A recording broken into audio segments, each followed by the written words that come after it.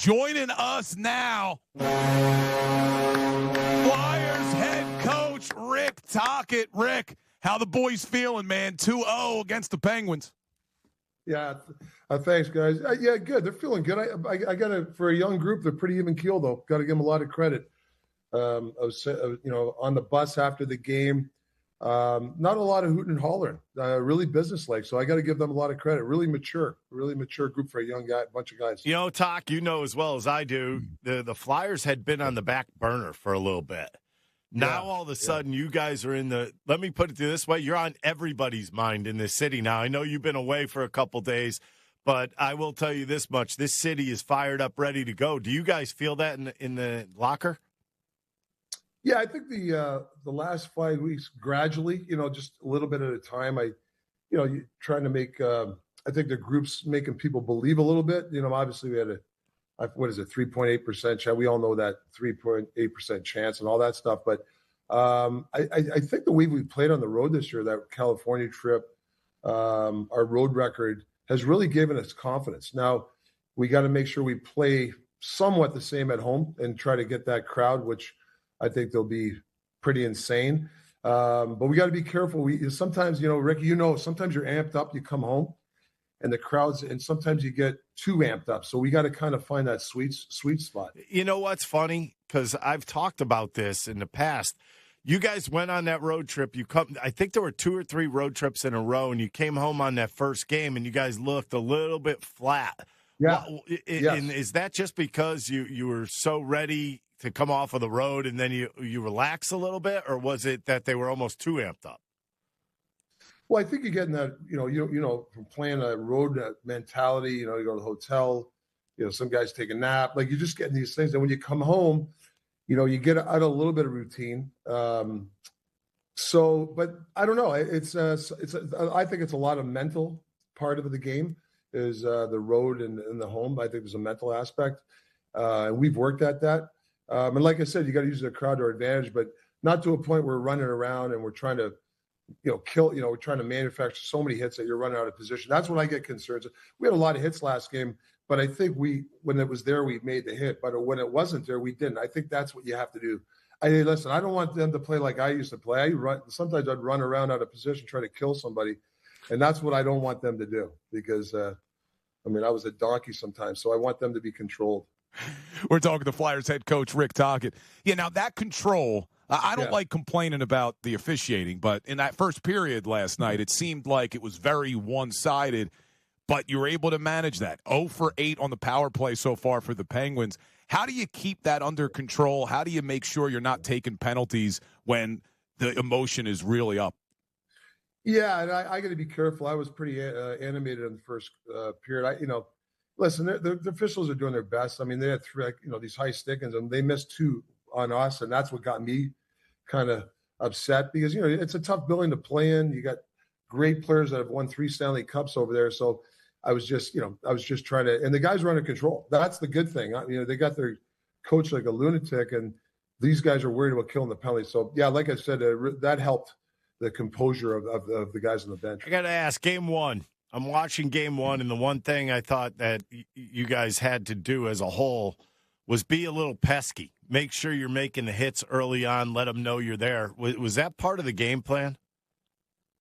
Yeah, listen, they got great players over there, but that doesn't mean they can't be hit. That means they can't, they got to get around you to get to the good areas. And, it's just like anybody, frustration comes in, just like we can get frustrated. So, but it's hard to do, right? Hey, Ricky, it's hard to do that every game.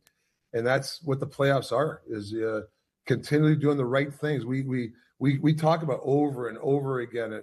And sometimes some parts of the game might not be sexy. It might be a neutral game, 0-0 or tight game. And sometimes you just got to let the game come to you and just keep doing the right things. And then you get a tip goal, like a home run hit, right? He comes from nowhere in a shorthanded goal, one-man show, and he hits half on the back door. Those are special moments that you're looking for. Now, going back to the trade deadline, Rasmus Ristolainen, subject of a bunch of trade rumors, he ends up staying here, and now it looks like he's playing some of his best hockey. How did you handle that with him from a mental aspect, where he was the subject of all those trade rumors, and now he's here and he's contributing in such a big way? Yeah, it really helped that, to be honest with you, because when I took the job, he was hurt, right? So he didn't play for like 40, I forget how many games, 40 games. And then around, he started to play a little bit for us and playing well. And I'm like, to our coaches, man, this guy's a big defenseman that can move the puck. Like, I love this guy. And, he wanted to play playoff hockey, and I'm not saying he wanted to get traded, but, guys get to that, nobody has 800 games or something. He hasn't played in the playoffs. So I really feel special for him to be in the league this long. And now he's playing playoff hockey, and you guys see him at the first 2 games. He's a monster out there for us. So I'm really happy for him, for a guy that's been that long, playing the playoffs. You look at the depth of your lines right now, and like a lot of people, myself included, think because of Tyson Forster coming back, because of Martone being added to your team, that made your team that much better as the lines get deeper. Is that the way you feel right now? Yeah, I mean, if you look at it, it's like having 2 big trades. Like we didn't have those guys, right? Bringing those guys in, the depth's there, and then it's going to happen in the playoffs. I ran 9 forwards the last 12, 13 minutes, and a couple of guys didn't get out there, and that's okay sometimes in the playoffs. You got to go with your gut feeling, and I thought the guys were doing a good job, the guys that are playing at that time. But it's a full slate next game. We'll get the other guys in there and get some ice time for them, and hopefully they can contribute. Yeah, skaters are definitely playing well, but let's talk about your goalie, Dan Vladar. Not only what he's doing in the net, but how much of a leader he's been for this team. Yeah, real common influence. Even I've seen him let a couple of goals come to the bench, saying, "Hey, man, I'm not going to let the third one in. Stay in it." And I've seen him.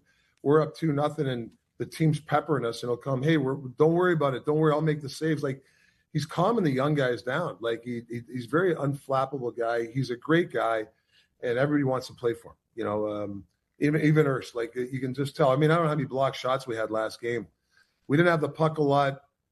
Certain parts of the game, we have to improve that for tomorrow. But we blocked a lot of shots for him too.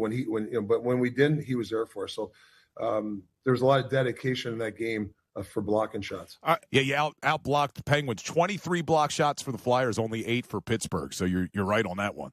Yeah, getting the lanes and things like that. But you got to have the puck more. Like you don't want to be a team that just blocks shots, because that means you don't have the puck. So we're going to have to, hold on to pucks more, skate with the puck a little bit more than we did last game. But like I said, I like the resolve of the team. And obviously killing those penalties are huge, especially at the start of the game. You're up 2-0, coming back to Philadelphia. Yeah. What's the message to your team?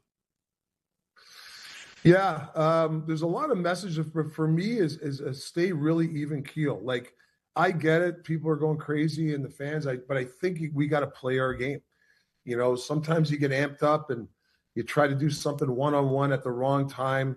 Your F3 dives in or D pinches at the wrong time. All of a sudden you get a 2 or 3-on-1, and it can kill momentum. So to me, we just got to stay with what's got us there. Continue to play aggressive. I mean, the fans love especially in Philly, you play aggressive, but we just can't cross the line. And we just got to make sure we're disciplined. And, and especially the first period, we can't be taking, it seems like every time we go into Pittsburgh, we're in the penalty kill the first couple of 10 minutes of the game. Now, hopefully we can get the advantage here in Philadelphia.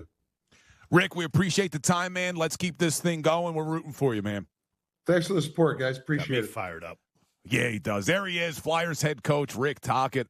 Dude, we can't talk enough about the job that he has done, Ricky. I mean, you really can't talk enough about it. The fact that this team had a 3.8% chance to make the postseason, and they go on that tremendous run from the Olympic break and now playing the best hockey we've seen them play all season long. When you're trending at the right time, that's how things go in the NHL playoffs. Right. Anything's possible. But it also has to be a firm belief in yourselves. I mean, that's what it really comes down to. You look at a 3.8. Rick brought it up himself. We didn't bring that up to him. He brought up the 3.8%. And what's the only way you make the playoffs? Literally, you got to take it game by game. You can't go into that thing and say, we're going to chop down 9 points tonight. It doesn't happen like that.